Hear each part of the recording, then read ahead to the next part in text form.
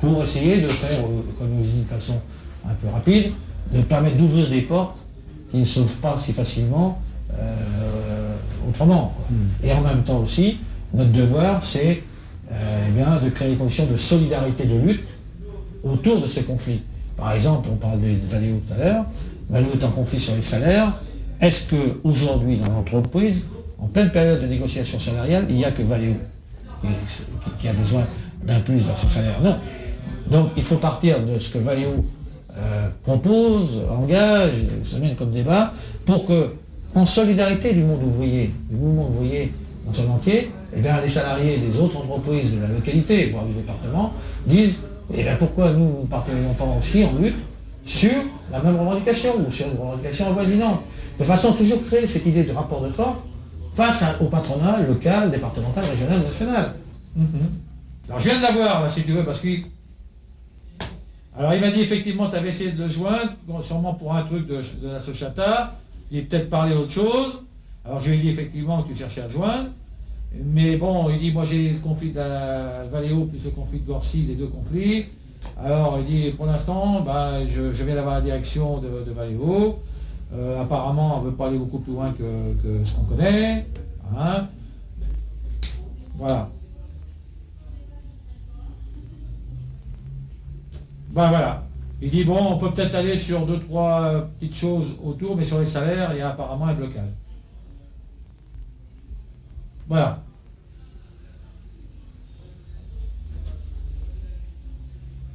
Voilà.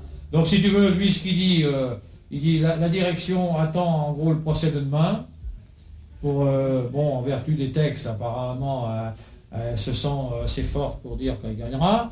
Donc partant de là, elle posera un certain nombre de situations.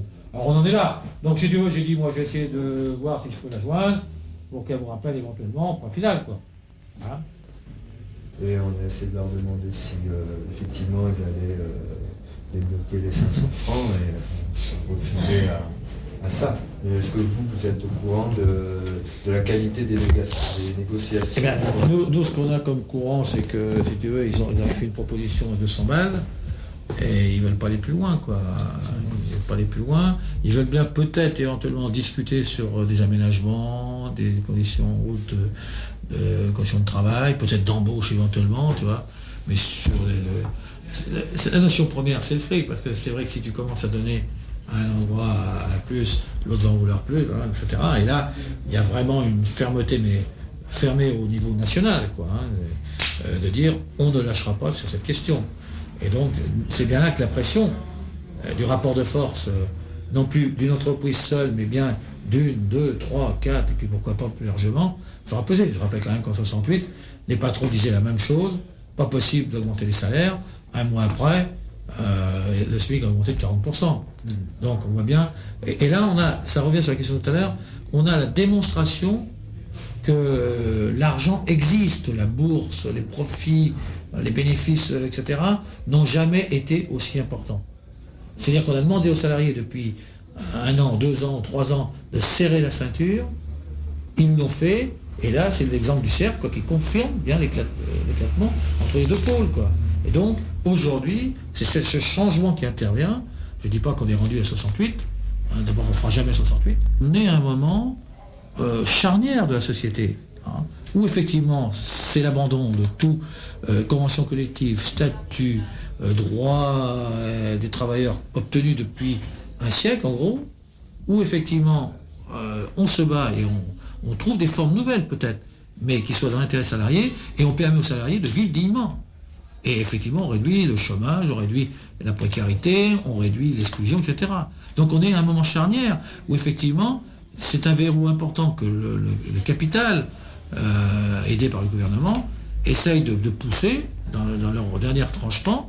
Soit on résiste et on fait changer les choses, soit effectivement on se fait un peu bousculer, et effectivement, à ce moment-là, il n'y aura plus de limite, dans l'immédiat. Moi j'ai toujours confiance en l'homme et en ses luttes. Mais dans l'immédiat, nous pensons qu'il y a aujourd'hui une volonté plus forte de la jeunesse de ne pas se laisser faire, comme malheureusement ça a été le cas des 10 dernières années. Et je crois que c'est bénéfique dans cet esprit, même si les choses ne sont pas si simples.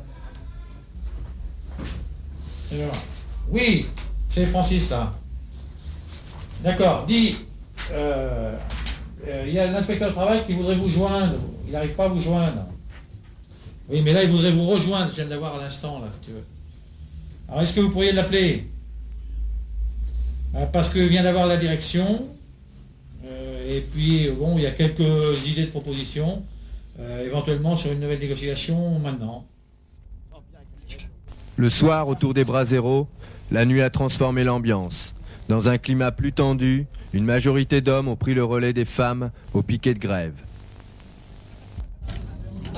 C'est bien avec pas de chauffage pour l'instant. Alors vous allez continuer la grève ou vous allez arrêter? Je crois que ça termine, moi. Pour l'instant, on continue. Il n'y a rien d'officiel encore comme négociation. Si, mais c'est pas ce que vous vouliez. Non. Je sais rien dire. En négociation depuis plusieurs heures, les employés expriment leur mécontentement face au mégotage de l'entreprise. L'autre il dort dedans. Moi je mange les pneus. Putain il dort à fond dedans. J'espère qu'il y a de la soupe et du café. Parce que... S'il n'a pas de café on peut quand même payer. Non, faut finir de négocier mieux que ça. Le camionneur il est bon. Le camionneur quand même. Ah non tu rigoles. Non mais là tu mets ça 100 balles et puis c'est bon on a pas. On savait qu'ils allaient nous sortir des conneries. Tu mets ça 100 balles en janvier, en mars. C'est aberrant ça. Mets les codes là-bas, mets les codes. De toute façon on n'est pas resté là tout le week-end. Pascal, ton point de vue, nous l'a donné. Ton point de vue. Non mais sérieux, je comprends pas quand le gars bien sûr. Ah bah écoute Pascal, c'est pas dur les directions, bah tu leur dis maintenant, bah écoutez, bon j'ai... Ça fait 2 fois que j'y retourne avec le même tableau, le camion là, tu dis j'y retourne une 3e fois, puis je vous dis encore une autre fois la même chose que ce qu'il me dit tout à l'heure. Remarque sur la télé 200, et puis si tu reviens avec le même tableau, tu prends ton tableau et puis nous on reste dehors. 200 janvier, maintenant, hier soleil, pas de 96 sur le tableau. 96 janvier 96. Quand on négocie pour 95, on marque pas des trucs pour 96, ça sera l'année prochaine 96. 96 ça nous intéresse pas. Pas du tout. Ah si, mais pour plus tard. Pour plus tard, l'année prochaine on recommencera. Des conneries quand tu les écoutes ce matin, bon, on a fait le tour des portes, ils disent pas que des conneries, nos jeunes cadres, on mettait l'entreprise en péril en faisant la grève, en bloquant nos clients comme Renault, Peugeot et compagnie. C'est vrai, en fait, c'est un fait, on en prend les conséquences, on sait ce qu'on fait. Mais bon, quand eux ils finissent la fin du mois avec 15 000 balles, nous on l'a fini avec 7 000 balles. Bon ça ils n'arrivent pas à le comprendre. C'est ce que je leur ai dit moi, vous enlevez tout ce que vous avez en Eux ils finissent la fin du mois, et ben nous on a du mal à tirer la fin du mois. Mais ça ils veulent pas prendre le beefsteak le même prix pour un salaire de 15 000 balles que pour nous un salaire de 7 000 balles. Quand on doit 7 000 balles, je suis gentil. Quand on dit aux salariés que tu as un travail motivant, je parlais brut. Pardon. Faut être motivé par le travail aussi, la motivation du travail, c'est quand même le salaire. Je veux dire, si t'as un salaire pourri puis qu'on te demande de plus en plus tous les ans sans jamais rien avoir. Si t'écoutes le patronat, le mec il en a marre de faire un effort pour une entreprise qu'il aime quand même. Il en a marre de faire un effort, c'est ça le problème. Bah là ça a craqué quoi. Bon, bah, c'est bon. Oui, non mais bon, on a passé 93 une période difficile où on a fait des sacrifices. 94 on s'est relevé, bah maintenant à eux de se relever aussi et puis on va un peu de miettes. À eux de nous motiver aussi. Les délégués syndicaux, confrontés à la pression juridique exercée par l'entreprise, cherchent une issue au conflit par la négociation. Ils partent ce soir, voilà, c'est ça. C'est camion. C'est camion, oui, parce qu'il y en a plusieurs. Il y a Peugeot et Renault. Bon, il y a les moteurs, les quelques conteneurs. Je ne sais pas combien il y en a là-bas. Je sais pas les Des conteneurs. Il y en a plein de magasins. Le camion, il n'y a pas d'accord préalable. Peugeot, il ne marche pas. Ah oui, il faut un accord préalable. Mais un accord préalable ne veut pas dire que c'est un accord signé. C'est quoi la valeur d'un accord préalable? C'est pas préalable, c'est pas le mot préalable, c'est un accord de principe. De principe. Donc un accord de principe, tu en fais ce que tu veux après. Je pense que légalement, ça n'a pas de poids les gars. lui, il veut son accord ce soir. Il faut que les camions partent absolument ce soir pour être à Mulhouse demain chez Peugeot. Et c'est un moyen de pression. Bon, c'est peut-être regrettable, mais dire c'est le seul moyen de pression qu'on ait. Ils attendent qu'on signe un accord, apparemment que tout le monde refuse, et ils veulent qu'on laisse sortir les camions. De toute façon, c'est pas possible. Ils nous font passer un papier hier soir à domicile, en plus, pour nous dire qu'on avait 200 francs à 200 francs brut, bien entendu. Et maintenant, il redémarre à 120 francs. Non mais oh, on peut quand même pas accepter ça. Maintenant là où Faut y aller. Ah bah oui, on va pas attendre 1 heure pour y retourner, hein. C'est pas la peine. Enfin, on sait qu'on est tous en désaccord avec ce qu'ils ont proposé. Donc c'est pas la peine d'attendre 1 heure pour aller leur dire.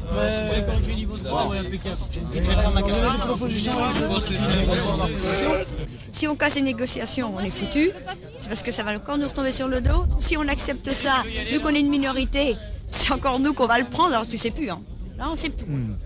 Pas évident. Hein. Et les syndicats, ils en ont plein le dos, hein, faut reconnaître. Hein. C'était basé sur un talon de 200 francs, ils ne voulaient pas aller au-delà. Et en fait, c'est ce qui persiste à faire à travers ces négociations, puisqu'on a 200 francs sur 95, et les 150 francs qui soi-disant nous accordent, ils nous les donnent que sur l'exercice 96. Et c'est ce qui servirait de base pour négocier le prochain talon l'année prochaine. Donc je veux dire, il n'y a pas d'avancée de leur part. Et en fait, vous demandiez simplement 500 francs. Oui, à l'origine, on demandait 500 francs. C'est pas une prime, non. C'était 500 francs, une augmentation de salaire pour toute catégorie. D'accord. Niveau 1, 2, 3, 4. Ils n'ont pas les moyens. C'est dommage.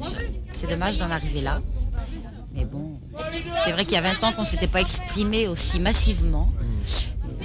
Je suis désolée, je vous laisse. Dans la nuit froide de cet hiver, nous cherchons l'expression des grévistes. C'est un intérimaire et son père qui brisent le silence. Puis il y a des trucs auxquels ils n'y ont pas droit, tels qu'ils ont installé un système de prime SPV. Et, c'est un peu le cas. Voilà, c'est-à-dire qu'on ne rentre pas en ligne de compte de la même boîte. Oui. N'empêche qu'on fait le même boulot. Non, les intérimaires ne sont pas considérés du tout. La preuve, la dernière fois, on a eu une réunion pour expliquer aux gens les nouvelles méthodes de travail. Tout le monde est invité, sauf les intérimaires. Quoi. Puis ils ont la contrainte quand même d'être là, d'être toujours... Toujours présent. Bien on n'a sûr. pas le droit d'être malade. Ah oui, c'est sûr. Et c'est fait d'être malade, on est remplacé le jour même. Ça c'est vrai. Hein. C'est pas vrai ce que je dis François, il s'en va lui. Non, faut pas se cacher. Hein. Non, mais faut pas se cacher, moi je m'en fous, moi j'ai skié, c'est tout. Ouais. Le truc c'est qu'on est tombé là au bon moment. Ouais, c'est ça. Parce que dans d'autres secteurs, ils embauchaient pas quoi. Il fallait tomber à l'endroit précis au moment où ils embauchaient quoi. Parce que la ligne 4 mer, c'était là où il y avait le plus de boulot à l'époque. Et donc on travaillait la nuit aussi, on était de nuit, pas mal d'intérimaires. Et on était embauchés, 3 ou 4 intérimaires je crois, je sais plus. Parce qu'on était de nuit, parce qu'on était à cet endroit-là. Et donc c'est un cercle vicieux, disons. Parce que, enfin, concours de circonstances. Voilà. Ouais, non, mais il faut dire. De toute façon, moi c'était pareil. Hein. Je veux dire, j'ai fait 3 mois d'intérim et puis après j'ai été embauché. Même largement les gens qui ont un diplôme par rapport aux personnes, des femmes ça fait une dizaine d'années qui travaillent en intérim. Et elles n'ont pas été embauchées, pourquoi ? Parce que pas de diplôme, et puis ils préfèrent les prendre et les jeter, pardonnez-moi l'expression, mais c'est un peu ça quoi. En fait, comme ça aux vacances, ils les jettent. C'est ça ce que je te dis. Mais eux c'est ce qu'ils veulent, D'ailleurs maintenant ils prennent même des ingénieurs pour les mettre superviseurs sur les lignes. Voilà, c'est quand même rabaissant. C'est devenu. Le mec a un bac plus 2. Même pour les ingénieurs, c'est pas intéressant pour eux quoi. Ils évoluent pas dans leur. Moi si je fais des études à l'école d'ingénieur et tout, je me retrouve superviseur, je pense qu'il y a un problème quand même. Si j'étais à leur place. Pour moi, une agence intérim, c'est une étape. Hein, c'est ça. Si les gens t'acceptent, enfin si le personnel ou les gens qui trouvent que tu es consciencieux, ils t'embauchent dans la boîte, comme quoi tu es capable de faire le même boulot qu'un mec qui fait partie de la boîte Valeo. Bon, moi ça fait 10 ans que je fais partie de BIS. Et j'estime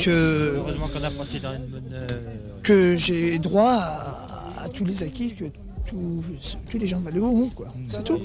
Bon, je suis peut-être le seul intérimaire à être là, à dire... mais je parle pour tous les intérimaires qui sont à Valeo. C'est tout.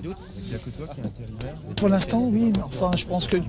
Même, moi, je vais te dire un truc. Moi, je suis là parce que ça fait 10 ans que je suis là. Bon, il y en a d'autres qui sont là depuis 2-3 ans. Bon, ils n'osent pas trop venir parce qu'ils ont peur. Peut-être d'être reconnus, peut-être... Mais moi, je dis que c'est normal. Devenir même intérimaire, faut pas avoir peur de dire, est-ce que demain je serai là parce que j'ai parlé, est-ce que demain je serai là parce que j'ai dit ça, est-ce que demain je serai là parce que...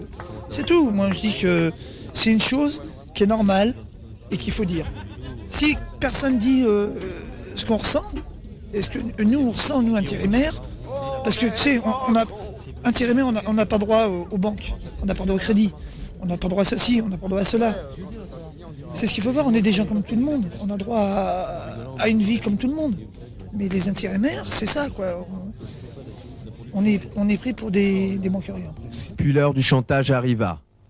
Pour 2 heures de négociations supplémentaires, il fallait laisser passer un camion chargé de matériel afin de livrer les chaînes Peugeot-Mulhouse en rupture de stock à ce moment-là. Par contre, si on laisse passer le camion, on nous accorde 2 heures de négociation de plus. Et on peut peut-être rediscuter certains points. N'avouant leur défaite qu'à demi-mot.